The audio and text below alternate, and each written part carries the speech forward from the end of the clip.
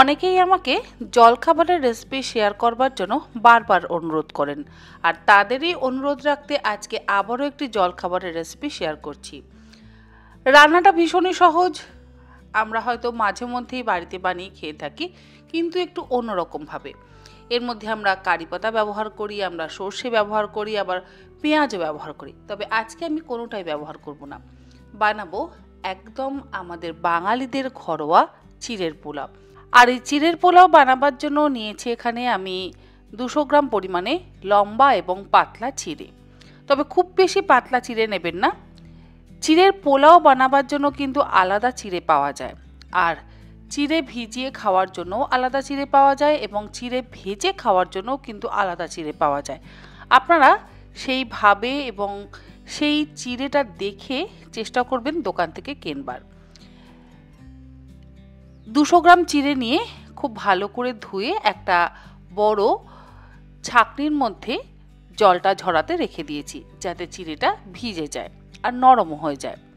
অপরদিকে কড়াইতে আমি নিয়ে নিলাম 3 টেবিল চামচ পরিমাণে সাদা তেল। তেল গরম করে তার মধ্যে 1 মুঠো চিনেবাদাম হালকা করে ভেজে তুলে নিলাম। আর চিনেবাদাম ভেজে তুলে নেওয়ার পর এর মধ্যে আমি 1 মুঠো ভাঙা কাজু আর অল্প একটু কিশমিশও দিয়ে দিলাম। এই ধরনের পোলাওতে কাজু আর কিশমিশের ব্যবহার যদি করা হয়, দেখবেন খেতে ভীষণই ভালো লাগে, এবং বাচ্চারা কাজু কিশমিশ দেখে কিন্তু খাবার খেতে ভারী পছন্দ করে।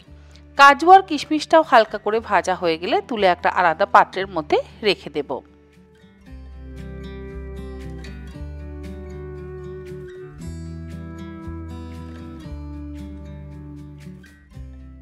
সমস্ত রকম নাটস ভাজা হয়ে যাওয়ার পর এবারে এর মধ্যে দিয়ে দিচ্ছি 1 চা চামচ পরিমাণে ঘি।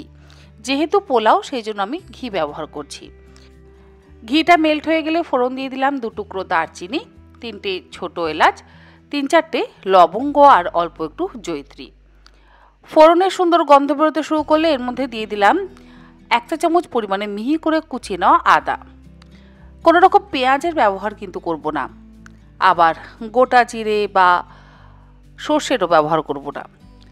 3টে মিহি করে কুচিয়ে নেওয়া কাঁচা লঙ্কাও দিয়ে দিলাম। এবারে লো ফ্লেমে কিছুক্ষণ ভেজে নিলাম, মানে ওই 15 থেকে 20 সেকেন্ড। ভাজা হয়ে গেলে এর মধ্যে দিয়ে দিলাম 1 মুঠো ছোট টুকরো করে কেটে নেওয়া বিনস, মোটামুটি ধরুন হাফ কাপ পরিমাণে। আর দিলাম ছোট টুকরো করে কেটে নেওয়া হাফ কাপ পরিমাণে গাজর। সবজির পরিমাণটা আপনারা চিড়ের পরিমাণ অনুযায়ী কিন্তু ব্যবহার করবেন।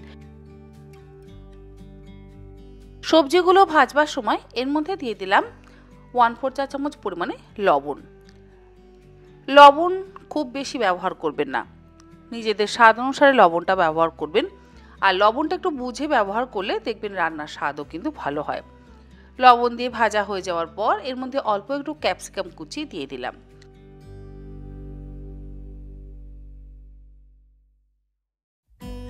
ক্যাপসিকাম দেওয়ার পর কিন্তু খুব বেশিক্ষণ সময় ধরে ভাজবার দরকার নেই। ক্যাপসিকাম যদি বেশি নরম হয়ে যায় তাহলে আবার খেতে ভালো লাগে না। 3 রকম সবজি ভাজা হয়ে যাওয়ার পর এর মধ্যে দিয়ে দিলাম সামান্য পরিমাণে একটু হলুদ গুঁড়ো। হলুদ গুঁড়ো চাইলে আপনারা দিতেও পারেন, আবার চাইলে নাও দিতে পারেন। এরপরে এর মধ্যে দিয়ে দিলাম ধুয়ে জল ঝরিয়ে রাখা চিড়েগুলো। চিড়েটা দিয়ে লো ফ্লেমে এবারে একসাথে ভালো করে মিশিয়ে নিচ্ছি। যদি সমস্ত সবজির রং বজায় রাখতে চান তাহলে আপনারা হলুদ গুঁড়োর ব্যবহার করবেন না। আমি সামান্য হলুদ গুঁড়ো ব্যবহার করেছি। তবে হলুদ গুঁড়ো ব্যবহার করলে যে স্বাদের পরিবর্তন হবে তা কিন্তু একেবারেই নয়, দেখতে অন্যরকম হয়, এই জন্যই হলুদটা ব্যবহার করলাম। সমস্ত কিছু ভালো করে মেশানো হয়ে যাওয়ার পর এবারে আগে থেকে ভেজে রাখা চিনেবাদাম, কাজু বাদাম, কিশমিশ আর স্বাদ অনুসারে লবণটাও দিয়ে দিলাম। অল্প একটু দিয়ে দিলাম গোলমরিচের গুঁড়ো, ওই 1/4 চা চামচ পরিমাণে। এবারে সমস্ত কিছু একসাথে ভালো করে আবারও মিশিয়ে নিচ্ছি। গ্যাসের ফ্লেম লোতেই রাখা আছে। আমাদের চিড়ের পোলাও কিন্তু অলমোস্ট রেডি। এর মধ্যে আর কোনো রকম পাতিলেবুর রসেরও ব্যবহার করব না, ধনেপাতা কুচিরও কিন্তু ব্যবহার করব না। যেভাবে আমরা পোলাও রান্না করি ঠিক সেই রকমভাবেই আজকে এই চিড়ের পোলাওটাও বানালাম। আর যেহেতু চিড়ের পোলাও একটু তো মিষ্টি হলে ভালো লাগে, তাই একটু মিষ্টি মিষ্টি পোলাও যাদের খেতে ভালো লাগবে তারা চিনির পরিমাণটা নিজেদের ইচ্ছে মতন ব্যবহার করবেন। আমি এখানে 2 চা চামচ পরিমাণে গুঁড়ো চিনি দিয়ে দিলাম। গুঁড়ো চিনি দিয়ে এবারে একসাথে ভালো করে মিশিয়ে নিয়ে তারপরে গ্যাসের ফ্লেমটাকে বন্ধ করে দিয়ে সার্ভ করব। আশা করি আমার আজকের এই পুরনো দিনের মা ঠাকুমাদের হাতের চিড়ের পোলাওয়ের রেসিপি আপনাদের ভালো লাগলো। ভালো লাগলে আপনারাও আপনাদের বাড়িতে এইরকমভাবে চিড়ের পোলাও বানিয়ে খান, দেখবেন ভীষণ ভালো লাগবে। সকালের জল খাবারেও বানিয়ে খেতে পারেন, আবার ছেলে মেয়েদের স্কুলের টিফিনেও কিন্তু অবশ্যই দিতে পারেন। তবে এইভাবে চিড়ের পোলাও আমার মনে হয় অনেকেই বানান।